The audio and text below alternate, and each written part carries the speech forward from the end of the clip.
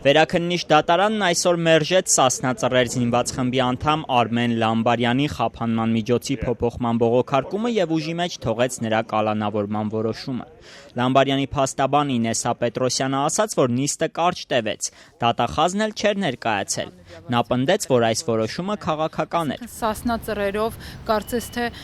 դատարանները արդեն ունեն հստակ դիրքորոշում եւ երևի թե այս փուլում իրենք Սա ընդհանուր որոշում է ինձ թվում, որ Սասնա Ծռերով այս պահի դրությամբ որևէ մեկի նկատմամբ նույնիսկ գրավ չեն կիրառում։ Եվ սա այն դեպքում, երբ տղաների մեջ մենք ունենք ծանր վիրավորում ստացածներ, որոնք ունեն ծանր մարմնական վնասվածքներ, տղաներից մի մասի խնամքին են գտնվում մինչև 5 անչափահաս երեխաներ։ Պետրոսյանի խոսքով դատարանը մերժեց նաև Արմեն Լամբարյանին գրավի դիմաց ազատ արձակելու միջնորդությունը։ Փաստաբանը փոխանցեց, որ գործով քննիչը առարկել է, պնդելով, որ ազատության մեջ Սասնա Ծռերի անդամը կարող է խոչընդոտել նախաքննությանը։ Արմեն Լամբարյանի հետ այսօր էլ մինչև դատարան գալը ես հանդիպում ունեցա եւ Արմեն Լամբարյանին եւս մեկ անգամ հարցրեցի կցանկանա վերջինս արդյոք մասնակցել դատական նիստին, ինքը կտրականապես հրաժարվեց, ասելով, որ ինքն էլ հետևում է Ազատություն ռադիոկայանի, այսքան այն հեռարձակումները, որոնք ռադիոյով տեղի են ունենում եւ գիտի, որ բոլորի նկատմամբ էլ դատարանները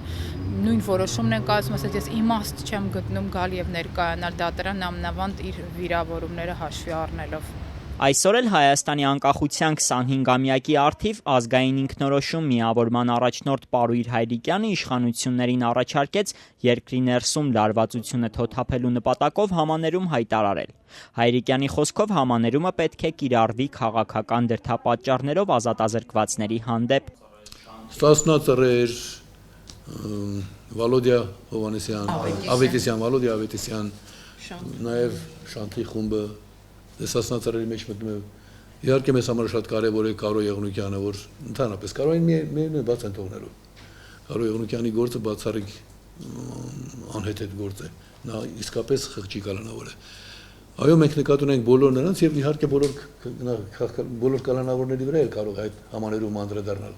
Հայրիկյանի խոսքով անկախության 25-ամյակին քաղբանտարկյալ հասկացություն Հայաստանում չպետք է լինի։ Դա, ասում է, շահեկան է նաև երկրի ղեկավարների համար, բայց մինչ այսօր ըստ Հայրիկյանի իշխանությունները որևէ քայլ չեն արել, որը ցույց կտա, որ պատրաստ են ազնվական դրսևորումների։ Որ այդ իշխանություններից դժվար է դրական բան սպասել, բայց երբեք մենք իրավունք չունենք Աստծո ստեղծած Արարածին չհավատալ, որ նա կարող է մի օր շրջադարձ ապրել, չէ՞ որ կա ապաշխարություն, կա Պողոս Առաքյալի օրինակը եւ այլն եւ այլն։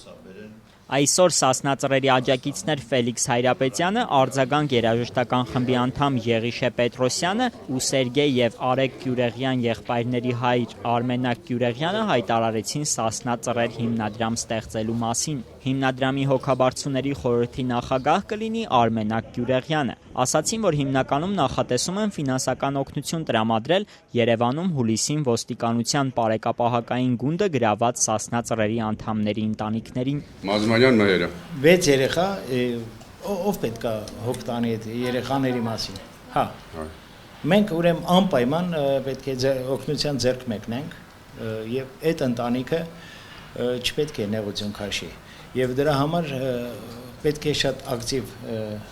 աջակցություն մեր քաղաքացիների կողմից, մեր հայրենակիցների կողմից, որպեսզի մենք կարողանանք այս աշխատանքները իրականացնենք։